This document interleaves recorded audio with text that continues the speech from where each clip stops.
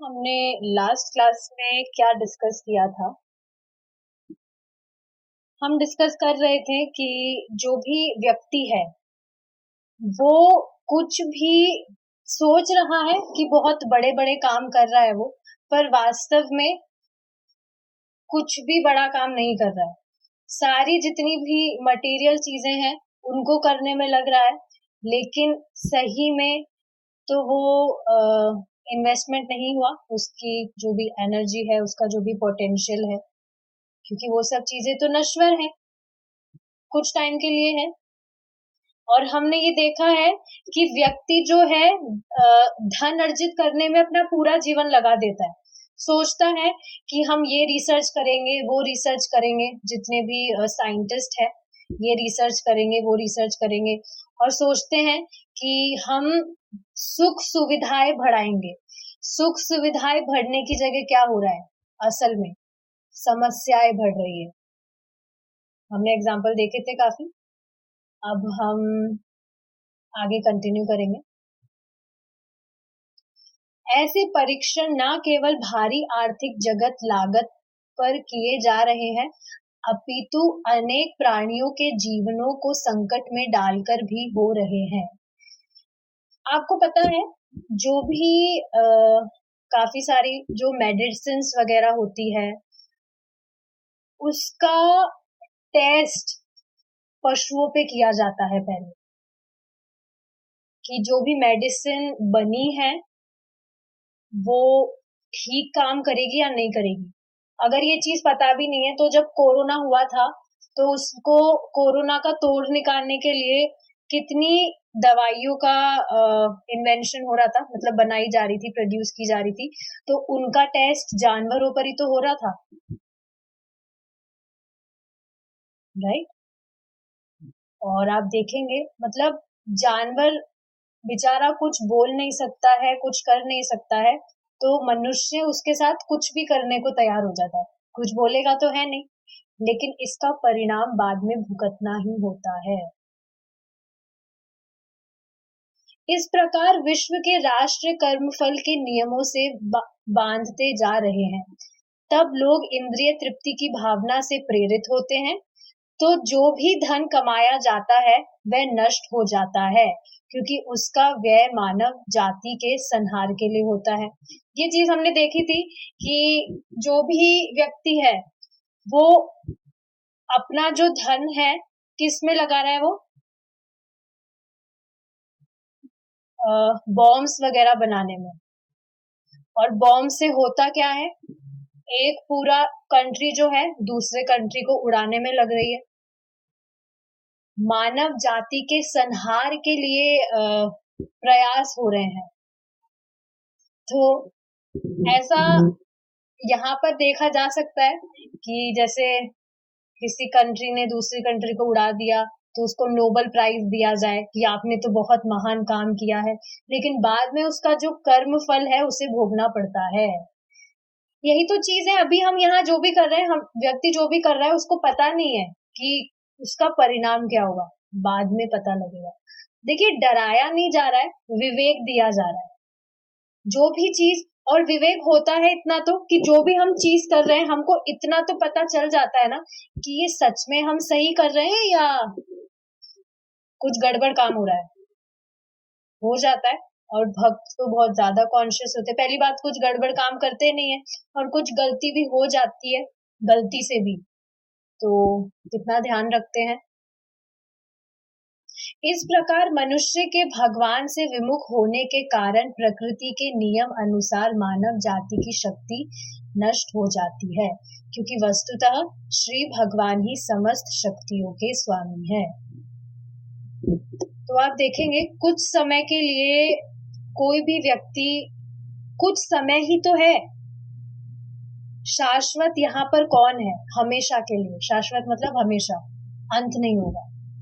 कुछ समय के लिए तो है यहाँ। तो जो मानव है वो, उसको शक्ति मिली है। देखिए, जो मानव है वो बहुत इंटेलिजेंट है, नो डाउट। जितनी भी योनियां हैं सबसे श्रेष्ठ मानव योनि बताई गई है। इंटेलिजेंस है उसमें, बुद्धि है, लेकिन बुद्धि को सही जगह पर लगाएगा तभी तो वो काम का है। उल्टी सी उल्टी चीजें करेगा तो फिर क्या मतलब है ऐसी बुद्धि का। आप देखिए ना, कोई भी चीज, धन की बात कर लीजिए, आपको धन मिला, अगर एक बिजनेसमैन क्या करता है, उसे धन मिला है, अगर वो उसे सही जगह इन्वेस्ट करेगा तो ही उसे प्रॉफिट होगा, और उससे वो जुआ वगैरह खेलने लग गया, उसको नष्ट कर रहा है, तो कहाँ वो बुद्धिमानी है, खुद का ही तो विनाश कर रहा है वो उससे। एग्जाम्पल के लिए बताया जा रहा है ये, तो समझना चाहिए, बुद्धि मिली है तो सही जगह प्रयोग नहीं किया तो किस काम की वो बुद्धि। एक एग्जाम्पल से आपको बताऊंगी, जैसे आप देखेंगे अभी क्या हो रहा है, जो व्यक्ति है चांद पे गया और चांद से क्या लेकर आया, पत्थर लेकर आया, और कितना मतलब उसे गवर्नमेंट कितना कितना उसको डोनेट करती है, करोड़ रुपए। अब आप सोचिए, अनीता माता जी, मैं आपसे मिलने आई और मैंने आपको कहा मैं आपके लिए उपहार लेकर आई हूँ, मैं क्या लेकर आए हो, मैं बंगाल से पत्थर लेकर आई हूँ आपके लिए। तो आप बोलेंगे पत्थर लेकर आए हो, क्या करूंगी मैं पत्थर का, सूप बनाऊंगी क्या इसका। आप देखेंगे कोई गांव की माता जी भी है, अगर आप उनको भी ये चीज बताएंगे वो भी हंसने लग जाएगी। पत्थर, चांद से पत्थर लेकर आया है, इतनी दूर गया है, तो किस काम का वो। या आप देख रहे हैं व्यक्ति जो है माउंट एवरेस्ट पे चढ़ रहा है, तो किस काम का है वो, क्या ही काम है, क्या मतलब लाभ हुआ उससे। अच्छा एक चीज बताइए, जप करना मुश्किल है या माउंट एवरेस्ट पे चढ़ना, क्या मुश्किल है, जप करना मुश्किल है या माउंट एवरेस्ट पे चढ़ना। माउंट एवरेस्ट पे चढ़ना, फिर भी व्यक्ति जो है जप नहीं करेगा, उसे जप करना बहुत मुश्किल लगेगा। इससे पता क्या चल रहा है, बुद्धि मिली है पर बिना मतलब की चीजों में लगा है। तो यही तो कहा जा रहा है, इस प्रकार मनुष्य के भगवान से विमुख होने के कारण। अच्छा, बुद्धि भी उसकी माया के द्वारा हर क्यों ली गई है, क्योंकि भगवान से विमुख है। भगवान से विमुख है, आप बताइए, आपके सामने सूरज है, प्रकाश मिल रहा है, और आप अपने आप को उससे ढक ले, चादर वगैरह ओढ़ ले, उसके मुड़ जाए आप पीछे, तो फिर वो प्रकाश तो ढक ही गया ना, अंधेरे में आप अपने आप चले गए। तो व्यक्ति भगवान से विमुख है तभी तो उसकी बुद्धि हर ली गई है, और तभी ऐसे गड़बड़ काम कर रहा है वो, और संतुष्ट भी नहीं है। उसकी जो भी शक्ति उसे मिली है, जो इंटेलिजेंस उसे मिला है, वो नष्ट ही हो रहा है। इस चीज को समझ नहीं रहे हैं लोग। समझना चाहिए, समस्त शक्तियों के स्वामी भगवान है, तो हमारी बुद्धि हम भगवान को संतुष्ट करने में लगाएंगे तो खुद संतुष्ट हो जाएंगे। और सही में शक्ति कुछ है भी नहीं, आराम ही आराम है। लिटरली ये चीज तो मैं देख पा रही हूँ, भक्ति करने में बहुत आराम है, कुछ भी शक्ति नहीं लगानी। माता जी इसके लिए तो बहुत ज्यादा सही चीज है, आराम से घर में रहो, अपना काम वाम करो और भक्ति करो, कोई हेडेक नहीं। धन संपदा की पूजा, अब हम आज जो टॉपिक है यहाँ से धन के बारे में है, धन कहाँ लगाना चाहिए। धन संपदा की पूजा होती है और उसे भाग्य की देवी अथवा माँ लक्ष्मी कहा जाता है, स्पष्ट है ये तो। लक्ष्मी जी का कर्तव्य भगवान श्री नारायण की सेवा करना है। आपको पता है जो स्वयं लक्ष्मी जी हैं, कौन है लक्ष्मी जी, सर्व धन संपदा, कितना सौंदर्य है, मतलब इन शॉर्ट वैभव से भरा है सब कुछ, लक्ष्मी। और आप ये देखिए, इस फोटो में देख पा रहे हैं, जो लक्ष्मी है कहाँ है वो, श्री भगवान के चरणों पे आश्रित है स्वयं लक्ष्मी जी। अब आप सोचिए किन भगवान की उपासना कर रहे हैं।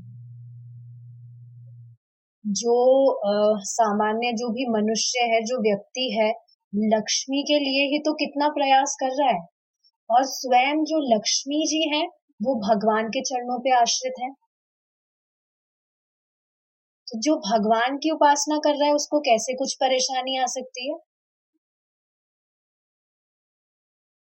ऑफ कोर्स ये नहीं कहा जा रहा भगवान को लक्ष्मी अर्जित करने के लिए आप उनकी उपासना करिए। बस एक बात बताई जा रही है कि स्वयं लक्ष्मी जी भगवान के चरणों पे आश्रित हैं। तो हम जो श्री भगवान है, भगवान कृष्ण कितने महान हैं।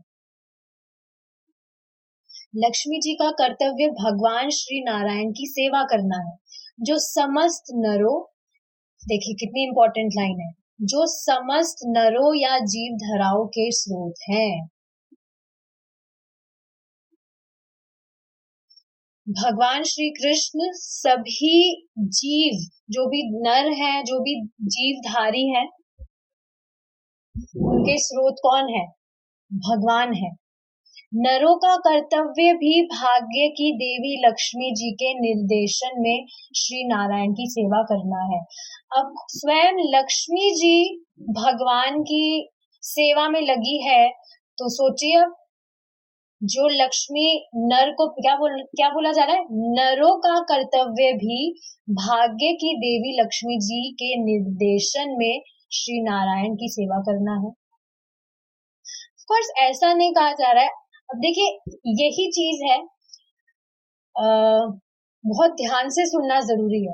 नहीं तो होता क्या है, सामने वाला बोल रहा ए है और सुनाई बी देता है, इसलिए ध्यान से सुनना जरूरी है। डाउट हो तो पूछ लेना चाहिए।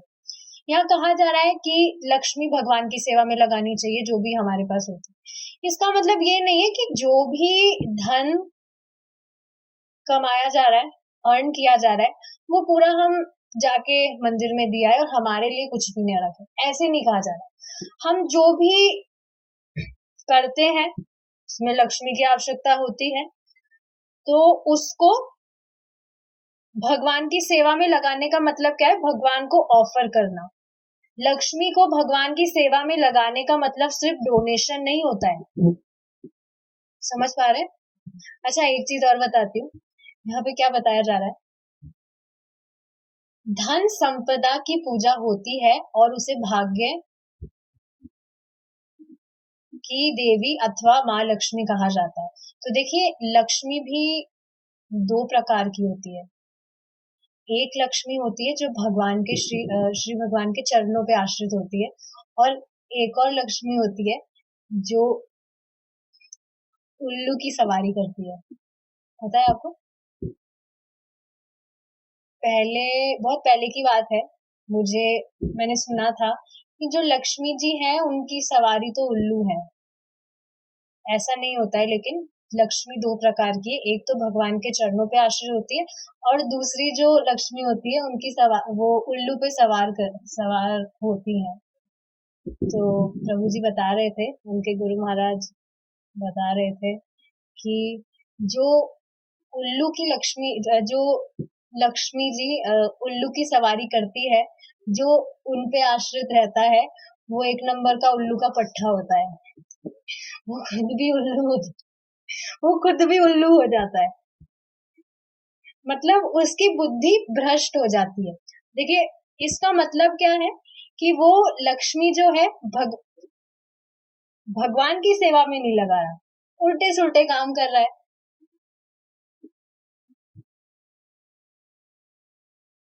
प्रभु जी के लेक्चर्स बहुत ब्रिलियंट है सच में। तो ठीक है, ये चीज है, तो समझ रहे हैं आप? जो लक्ष्मी भगवान की सेवा में नहीं लग रही है, उसके विपरीत क्या होगा? माया की सेवा। कोई भी मनुष्य भाग्य लक्ष्मी का उपयोग श्री नारायण की सेवा के बिना कोई नहीं कर सकता। कोई भी मनुष्य भाग्य लक्ष्मी का उपयोग श्री नारायण की सेवा के बिना नहीं कर सकता। पता है इसका मतलब क्या है?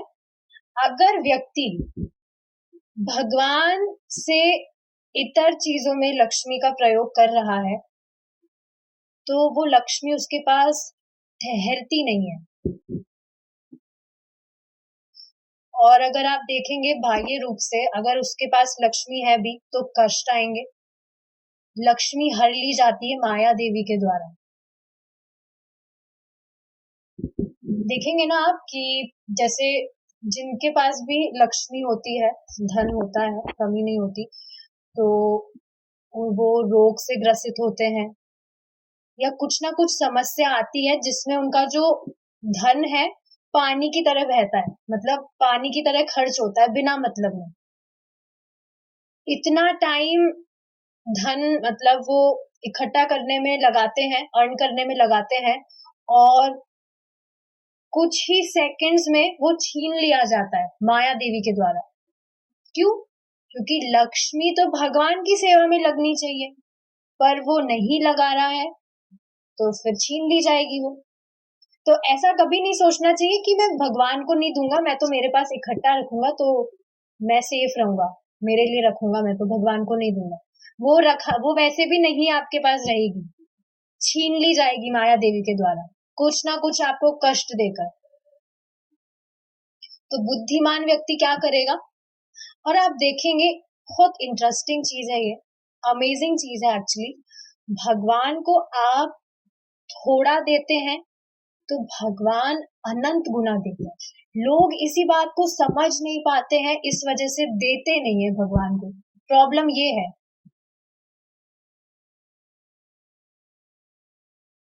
एक माता जी पूछ रही है, भगवान को देने से क्या मतलब है?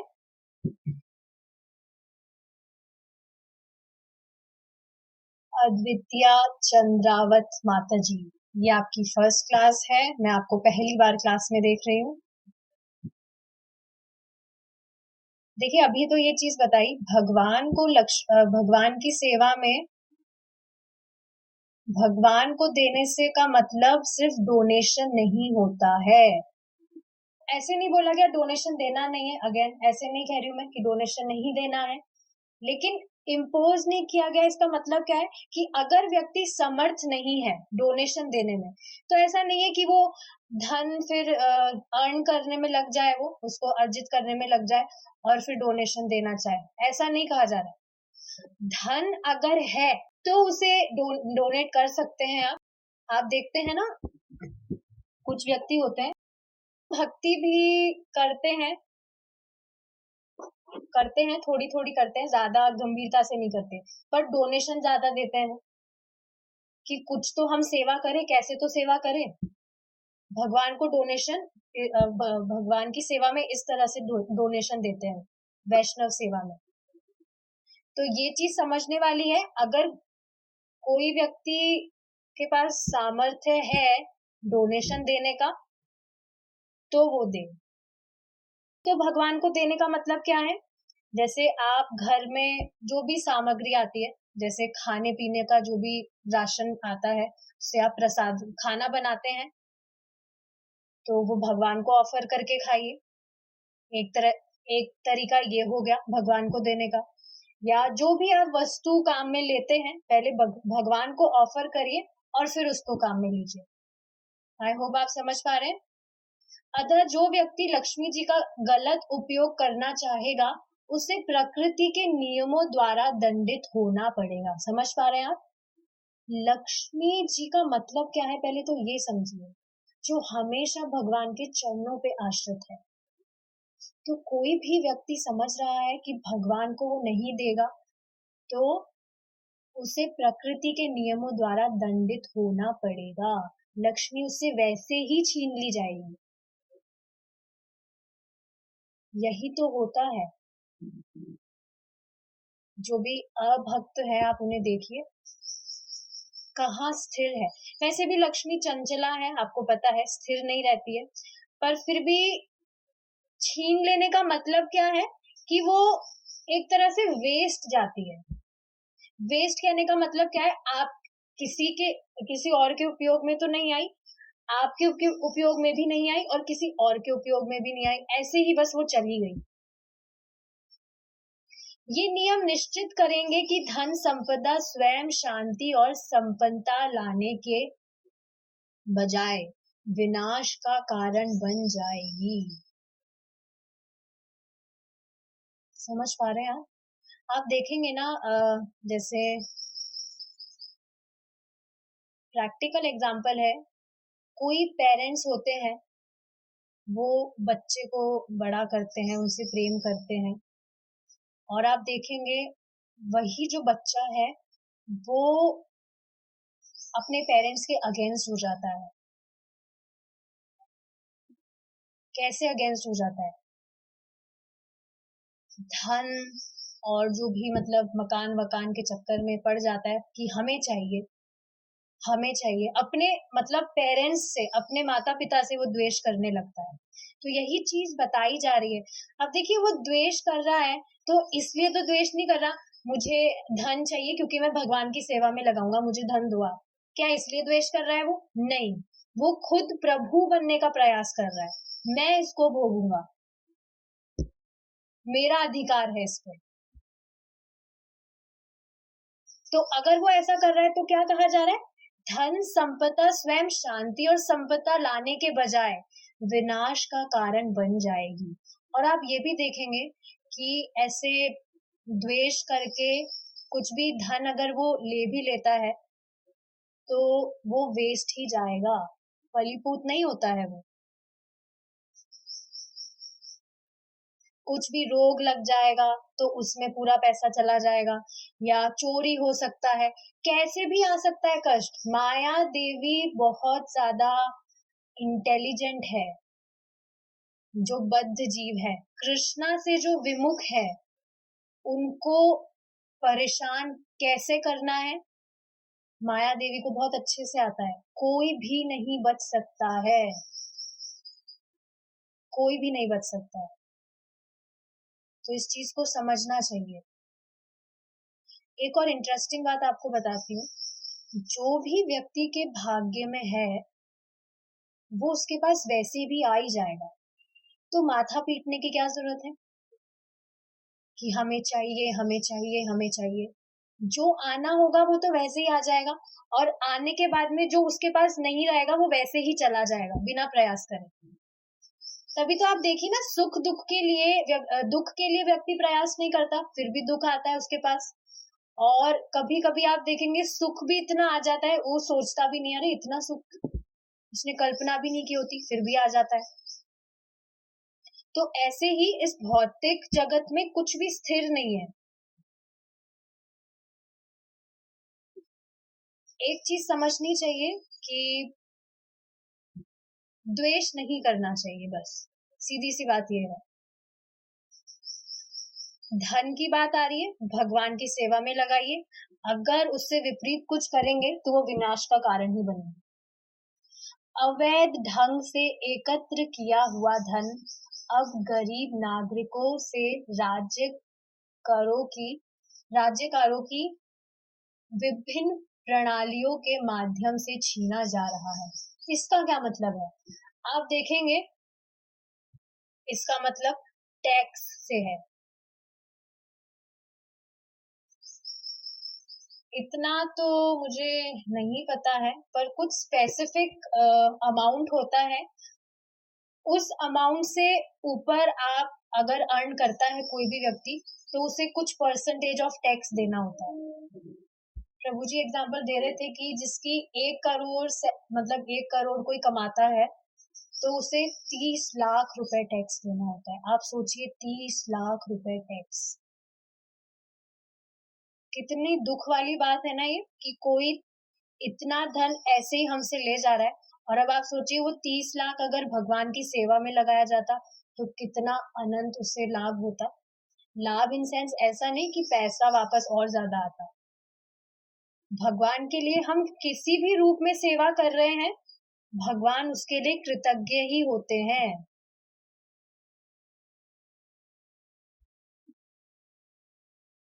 तो ये चीज बताई जा रही है, अवैध ढंग से जो भी गरीब नागरिक है, बेचारे गरीबों को भी नहीं छोड़ा, उनसे भी टैक्स ले। अवैध ढंग का मतलब क्या है? कि टैक्स के रूप में पैसा लिया जा रहा है, गवर्नमेंट ले रही है। और एक और बात क्या है कि गवर्नमेंट जो भी पैसा ले रही है वो ऐसा नहीं है कि कुछ बढ़िया काम कर रही है, वो ही इंद्रिय तृप्ति में लग रहा है उनका पैसा। तो ये समझ पा रहे हैं आप, टैक्स के माध्यम से उसे छीन लिया जाता है। अब आप देखिए ना, टैक्स देने के लिए हर कोई बाधित है। कोई ऐसे नहीं बोलेगा मैं तो नहीं दे रहा टैक्स, मैं तो नहीं दूंगा टैक्स। टैक्स देना ही पड़ता है और हर चीज पे टैक्स लगता है।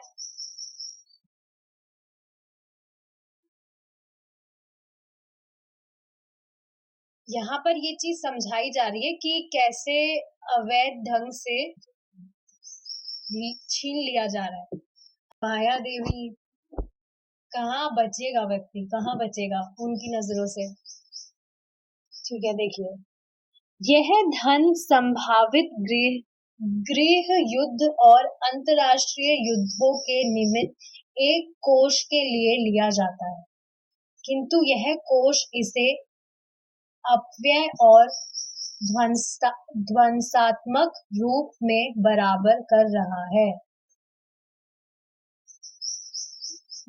अब नागरिक केवल उतने धन से संतुष्ट नहीं होते जो उनके परिवार के ठीक से भरण पोषण और आध्यात्मिक ज्ञान के विकास के लिए पर्याप्त हो, जो मानव जीवन की मौलिक आवश्यकता है। समझ पा रहे हैं आप? लास्ट क्लास जो हुई थी उससे रिलेटेड है ये चीज। एक जॉब पर बात आई थी। देखिए क्या कहा जा रहा है यहाँ पे, जो व्यक्ति है वो खुद की मौलिक आवश्यकता है, जो नीडफुल चीजें हैं उनमें उनकी तरफ ध्यान नहीं दे रहा है, बल्कि उसकी जो अनवांटेड डिजायर्स है उसको संतुष्ट करने में लगा है, और इसी वजह से उसे अधिक धन चाहिए।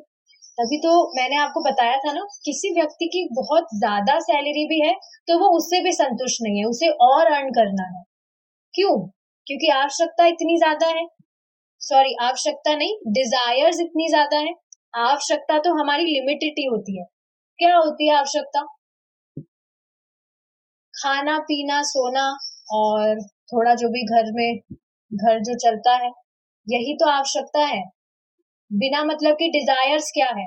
यहाँ घूमने जाना है, अलग अलग कपड़ा पहनना है, अलग अलग मेकअप। मैं देखिए कटाक्ष नहीं कर रही हूँ, पर आप खुद सोचिए ना, इससे हमारा भक्ति से क्या रिलेशन है?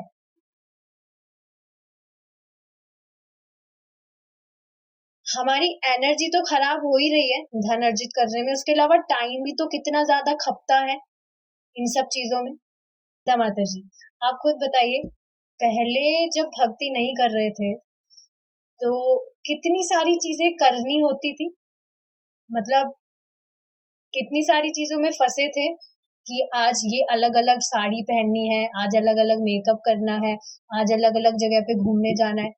और अब देखिए, मैं जहां तक देख पा रही हूँ, आप घर पर रहकर आराम से भक्ति कर रहे हैं, कितना टाइम आपका सेव हो रहा है और आप संतुष्ट भी हैं, या पहले जो चीजें कर रहे थे उसमें ज्यादा सेटिस्फैक्शन था? आप खुद बताइए। अपनी पहले कुछ बात नहीं हुई, आप अपना खुद का पर्सनल एक्सपीरियंस बताइए। पहले संतुष्ट थे या अब? अब अब ज्यादा। तो ये चीज समझनी चाहिए, जो चीज हम कर रहे हैं उसमें सच में संतुष्टि नहीं है, और होती तो शुरू से तो वो करते ही आ रहे हैं, फिर क्यों परेशान रहे हम? जब शुरू, अगर उसमें ही खुशी होती तो शुरू से तो वही चीज करते आए हैं, तो फिर क्यों सेटिस्फाइड नहीं हुए?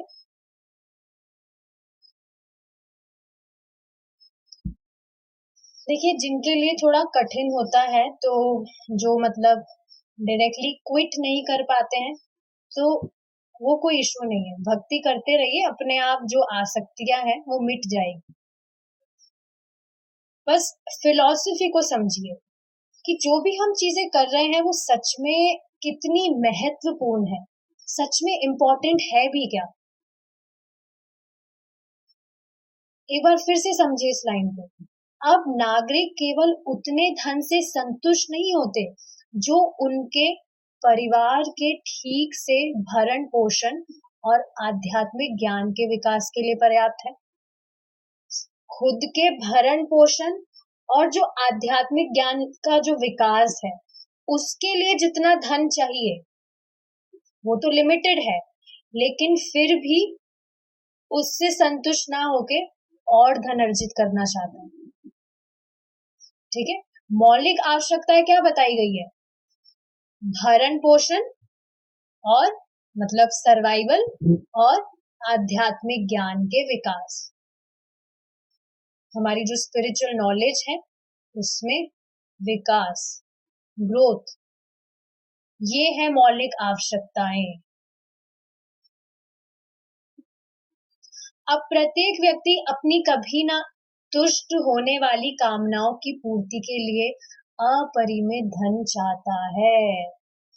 कामनाओं की पूर्ति कभी नहीं होती है, उनको आप जितना पूरा करने का प्रयास करेंगे वो और बढ़ेगी। और आप देखेंगे जब भी आपके हृदय में कुछ कामना आती है, एक मन में जलन का आप महसूस करेंगे।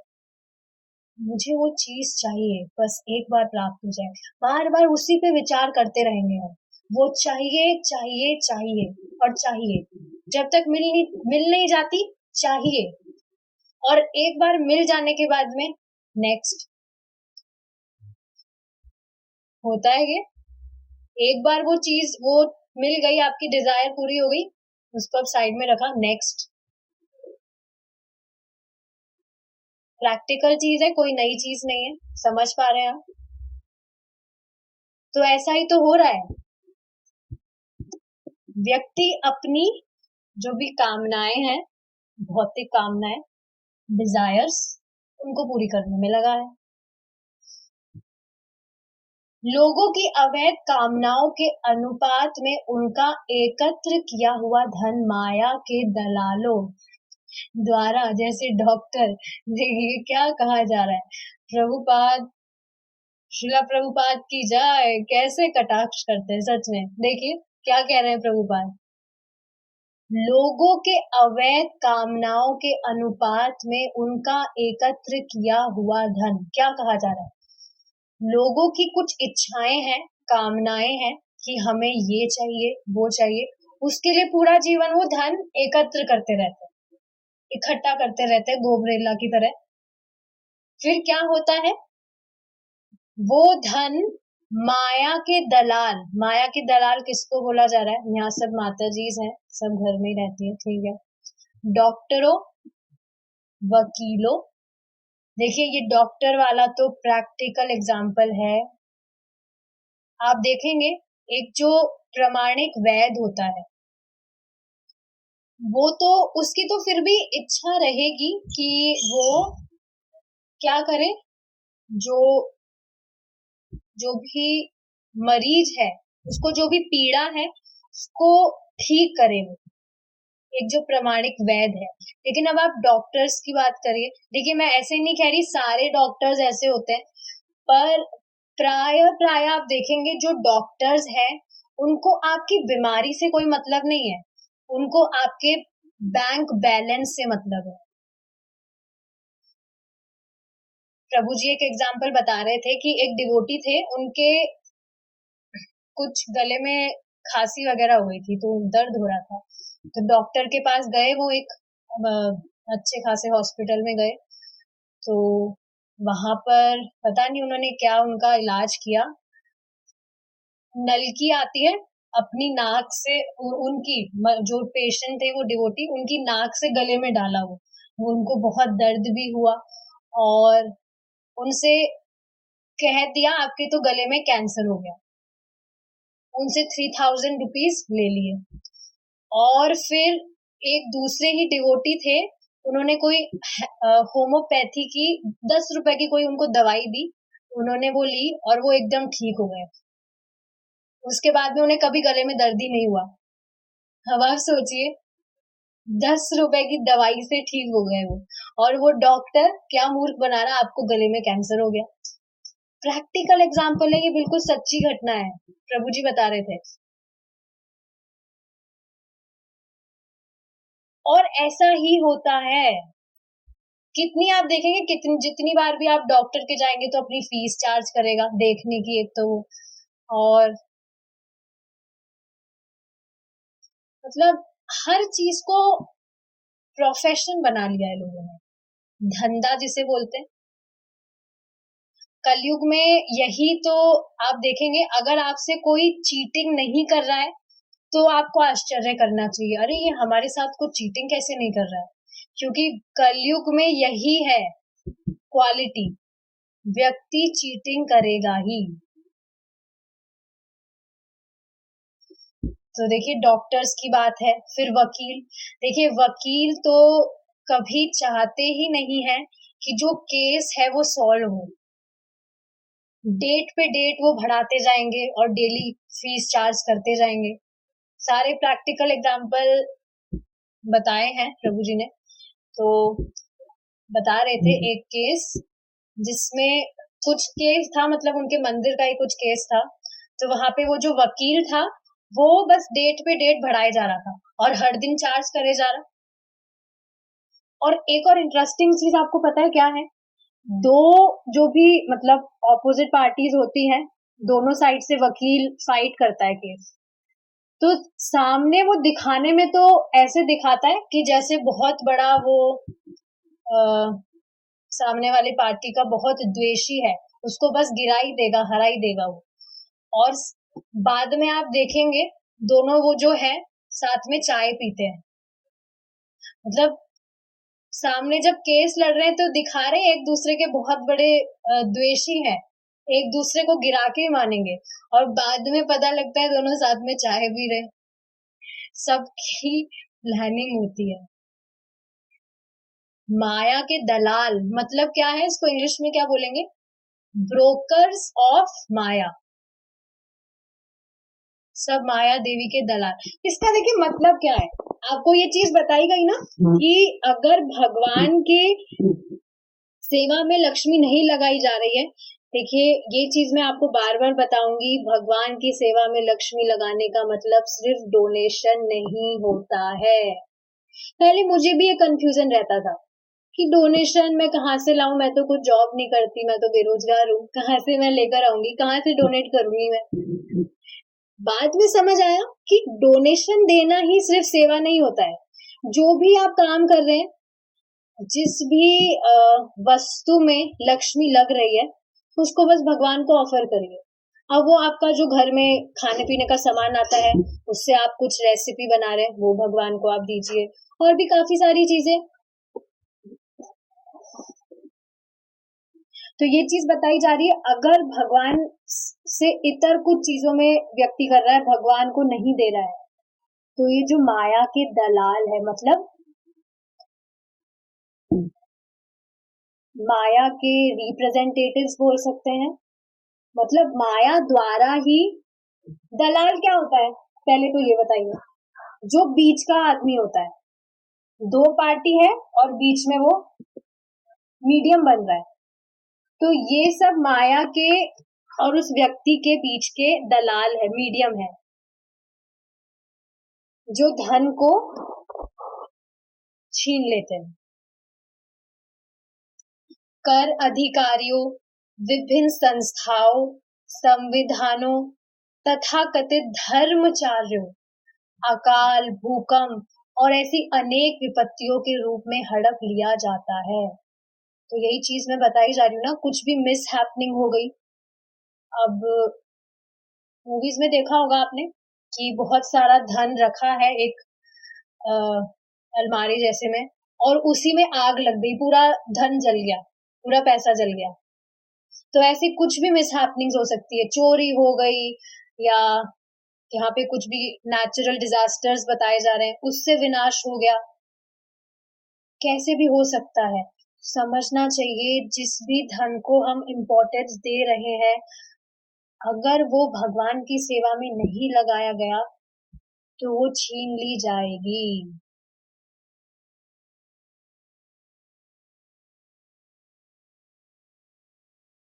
समझना चाहिए इस बात को। एक कंजूस जिसने अंग्रेजी मुख पत्रिका बैक टू गॉड हेड की एक प्रति खरीदने में आनाकानी की थी। उसे 1 सप्ताह की औषधि के लिए $2000 व्यय करने पड़े थे और फिर वह मर गया था। मतलब आप देख रहे हैं ये जो बुक है बैक टू गॉड है, श्रीला प्रभुपाद की है। तो इसको खरीदने के लिए उसने क्या किया, आनाकानी करी थी, मतलब कुछ गड़बड़बाजी करी थी और उसे 1 सप्ताह की औषधि के लिए दो, मतलब देखिए क्या कहा जा रहा है, वही एग्जाम्पल दिया जा रहा है कि आप चीटिंग से किसी से कुछ पैसा ले भी लेते हैं और फिर उसे आप खुद भोगने की इच्छा से ले रहे हैं, तो वो व्यर्थ हो जाएगा, छीन लिया जाएगा और बाद में शोक कर, कितना ही शोक कर ले व्यक्ति, वो लौटेगा भी नहीं। आप देखेंगे ना, बच्चे और पेरेंट्स में लड़ाई हो जाती है, भाई भाई में लड़ाई हो जाती है और फिर बाद में आप देखेंगे पतन ही होता है, संतुष्ट नहीं रहता वो। प्रैक्टिकल एग्जाम्पल है कुछ भी, देखिए मन से, मन में कहने वाली बातें नहीं है, ये सारी प्रैक्टिकल चीजें प्रभुपाद बता रहे हैं। और फिर क्या हुआ, $2000 उसने आनाकानी की, गड़बड़बाजी की, वो उसकी दवाइयों में लग गया पूरा पैसा और फिर बाद में मर गया वो। एक और व्यक्ति जिसने भगवान की सेवा में 1 सेंट भी व्यय करने से इनकार दिया था, उसने अपने ही परिवार के सदस्यों के बीच की मुकदमेबाजी में हजारों डॉलर नष्ट कर दिए। देख रहे हैं आप, भगवान की सेवा में अगर आप कुछ भी नहीं दे रहे, एक सिंगल पैनी भी नहीं दे रहे, तो ऐसे जो पैसा है पूरा नष्ट हो जाता है। क्या कहा जा रहा है, परिवार के सदस्यों के बीच मुकदमेबाजी में हजारों डॉलर नष्ट हो गए। तो ये तो बहानेबाजी है, कुछ भी जो सिचुएशंस आती है, प्रोवोकिंग सिचुएशंस आती है जिससे धन हर लिया जाता है माया देवी के द्वारा। अब कौन मूर्ख व्यक्ति है जो भगवान को नहीं देगा?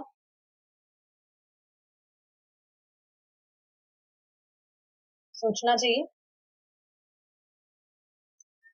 अरे अरे चलिए ठीक है, अगर आपको डाउट है तो आप और धन लेने की इच्छा से ही भगवान को दे दीजिए। मैंने आपको एक एग्जांपल बताया था कि एक डिवोटी थे, प्रैक्टिकल एग्जांपल है, डिवोटी है, उनके पास बहुत धन था, बहुत डोनेशन देते थे वो मंदिर में। बाद में उनका बिजनेस डाउन हुआ तो धन की कमी हो गई। भगवान के पास जाकर वो कहते थे मुझे मेरा पैसा लौटा दो, मुझे मेरा पैसा दे दो। भगवान ने इतना उनको दिया, अब उनसे संभल नहीं रहा है।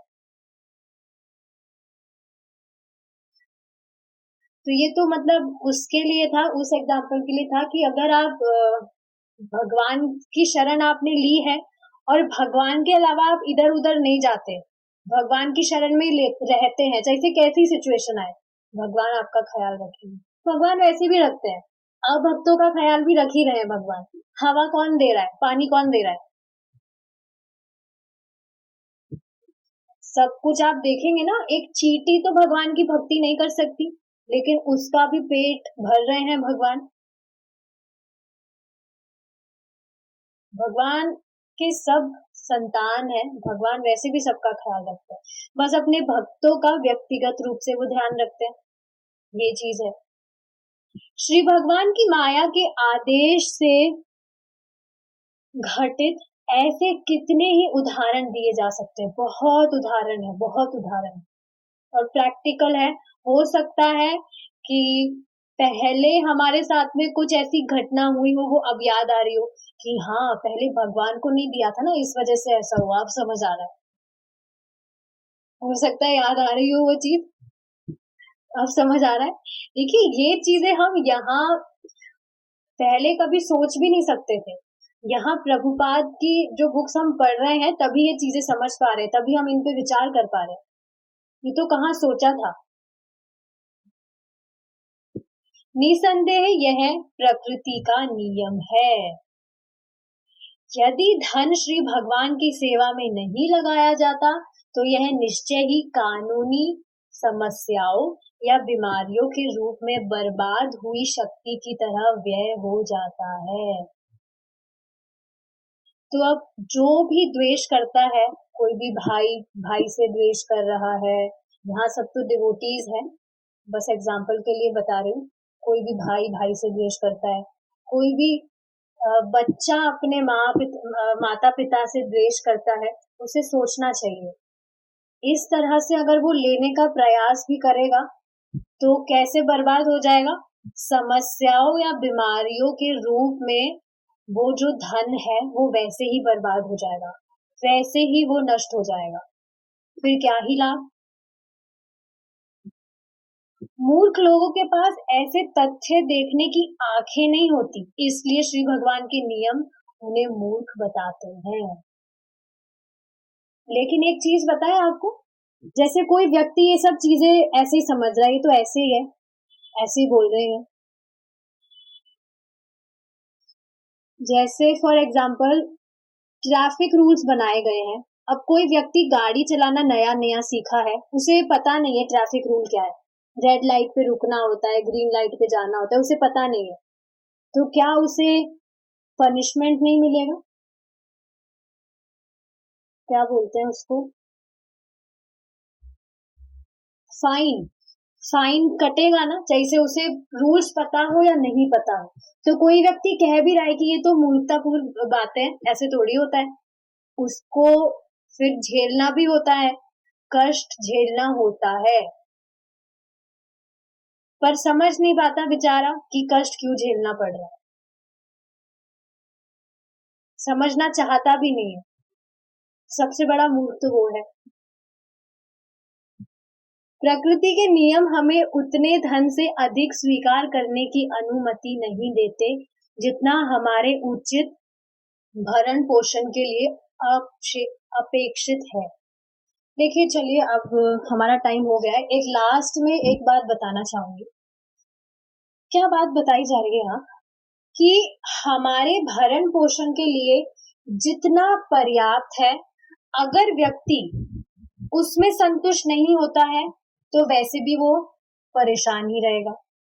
क्यों? क्योंकि जो प्रकृति है वो उससे ज्यादा अधिक धन हमारे पास में वो परमिट करती नहीं है, अनुमति देती ही नहीं है कि ज्यादा धन हमारे पास रहे। आप देखेंगे बिना मतलब की चीजों में वो ऐसे ही चले जाता है। आप देखेंगे कुछ व्यक्ति कहते हैं कि हम तो रोज खाने रोज कमाने वाले हैं, सुना होगा आपने कि जितना कमाते हैं वो पता नहीं कहाँ चल जाता है, पता ही नहीं लगता है, यही कारण है उसका। अच्छा एक चीज और बताती हूँ आपको, हम जो चैंटिंग कर रहे हैं, जप कर रहे हैं, वो बहुत ज्यादा पावरफुल चीज है। तो देखिए, अगर किसी भी व्यक्ति की धन की इच्छा है या कुछ भी इच्छा है, आप चैंटिंग करिए, आप देखेंगे वो इच्छा पूरी हो जाएगी। ऑफ कोर्स मैं इस चीज को बढ़ावा नहीं दे रही कि आप इस वजह से चैंटिंग करिए, लेकिन कहा क्या जा रहा है कि अगर व्यक्ति कुछ भौतिक इच्छा रखकर भी भगवान की भक्ति कर रहा है तो भगवान उसको पूरा कर देते हैं।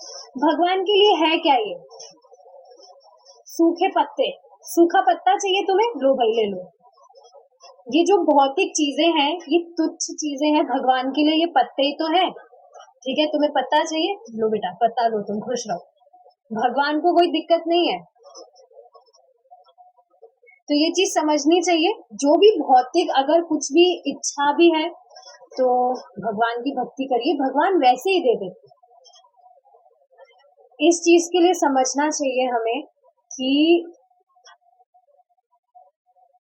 हमारी जो भी आवश्यकता है भक्ति करने के लिए, जैसे व्यक्ति कुछ कर भी नहीं रहा है, ऐसे नहीं कहा जा रहा सब कुछ छोड़ के बैठ गया वो, ऑफ कोर्स नीडफुल करना पड़ता है, लेकिन आप देखेंगे जो भक्ति के लिए आवश्यक होता है भगवान उसका अरेंजमेंट कर देते हैं अपने आप। तो भौतिक जो भी चीजें हैं उनके लिए तो परेशान बिल्कुल होना ही नहीं चाहिए। आप जो भी इच्छा करते हैं तो भगवान तो स्वयं ही कहते हैं ये तो मैं तुम्हें देना ही चाहता था। जो भी चीज की हम इच्छा करते हैं भगवान तो हमें वो पहले ही देना चाहते थे। तो चैंटिंग बस करते रहिए आप। जो भी आसक्तियां हैं, हमारी जो भी डिजायर्स हैं जिनको हम छोड़ नहीं पा रहे, भगवान अपने आप चुरा लेंगे। एक नंबर के चोर है भगवान। सारा कष्ट कलमश हमारा चोरी कर लेंगे, हमें पता भी लगने नहीं देते। आपको पता है जब चोर जेब काटता है, पता नहीं लगने देता कब चोरी करके वो जेब काट के चला गया। इसी तरह से भगवान हमारे जो कलमश है उसको कब चोरी करके ले जाते हैं पता ही नहीं चलता है हमें। भक्ति हमने करना जब से स्टार्ट किया है, ऐसा नहीं है कि हमारी जो आसक्तियां हैं उनको मिटाने के लिए हमें कुछ अलग से प्रयास करना पड़ा, अपने आप चली जाती है सब। तो बस भक्ति करते रहिए, कुछ एक्स्ट्रा करने की जरूरत नहीं। आई सी अगर यहाँ कुछ क्वेश्चन है। क्या जरूरतमंदों की हेल्प गॉड को ऑफर करना ही माना जाएगा? देखिए, अगर आप किसी जरूरतमंद की हेल्प करना चाहते हैं तो उसमें भी भगवान को केंद्र में करके करेंगे, तब ही वो भगवान की सेवा मानी जाएगी। नहीं तो कितना ही आप परोपकारी काम कर रहे हैं, भगवान को केंद्र में रख के नहीं कर रहे हैं तो वो कर्म बंधन होता है। मुझे पता नहीं आप समझ पा रहे हैं या नहीं, क्योंकि आपकी फर्स्ट क्लास है। बस इतना समझिए कि जैसे आप किसी को खाना खिलाना चाहते हैं तो भगवान का प्रसाद दीजिए। भगवान को बिना ऑफर करे अगर आपने उसे खाना दिया तो वो भी ठीक नहीं है। जो भी चीज करनी है भगवान के रिलेशन में करनी है, भगवान से कनेक्ट करके करनी है। तब होने के बाद एक्स्ट्रा करने की इच्छा भी नहीं होती, पूरे दिन माला छूने की इच्छा नहीं होती। कोई बात नहीं, अभी 16 माला करिए आप। देखिए, ये चीज़ है कि हमारा चैंटिंग करने से पहले मन नहीं करता कि हम चैंटिंग करें, पर एक बार कैसे तैसे करके हम बैठ जाते हैं चैंटिंग करने तो अपने आप मन लगने लगता है। और स्पेशली डिवोटीज़ के एसोसिएशन में तो ऐसा होता ही है। अभी आप देखिए ना, प्रभु जी डेली शाम को भी चैंटिंग कर रहे हैं, ग्रुप में नोटिफिकेशन डाल देते हैं, सब भक्त आ जाते हैं। एटलीस्ट सब नहीं, कुछ तो आते हैं, 15 to 20 डिवोटीज़ तो आ ही जाते हैं, तो ये भी कोई कम बात तो नहीं है। तो आप देखेंगे, पहले मैंने भी सोचा था कि मैं एक्स्ट्रा राउंड करूं, पर हो ही नहीं पाता था। पर इस तरह से, और प्रभु जी भी यही बता रहे थे, पर अब डिवोटीज एसोसिएशन में आप देखिए एक्स्ट्रा राउंड्स भी हो जाता है। You are already doing very nice. सुबह आप 3 बजे उठ जाते हैं, 2:30-3 बजे। मॉर्निंग प्रोग्राम से पहले 16 माला कंप्लीट कर रहे हैं, तो ये कोई कम बात तो नहीं है। एकादशी पे कर सकते हैं एक्स्ट्रा राउंड्स। प्रभुपाद ने कहा है 16 राउंड स्टैंड करने, मेन वो है, वो नहीं छूटना चाहिए। बाकी शाम को भी आप आ जाया करिए चैंटिंग करने के लिए, एसोसिएशन में हो जाता है, अकेले तो नहीं करता है मन। लेकिन एक बार आप मीटिंग ज्वाइन कर लेंगे, बैठ जाएंगे, तो अपने आप कब आपका एक्स्ट्रा राउंड हो जाएगा आपको मालूम भी नहीं चलेगा। तो यस, चलिए, we will stop here. Srila Prabhupada की जय। निताय गौर प्रमानंदे। हरि बोल।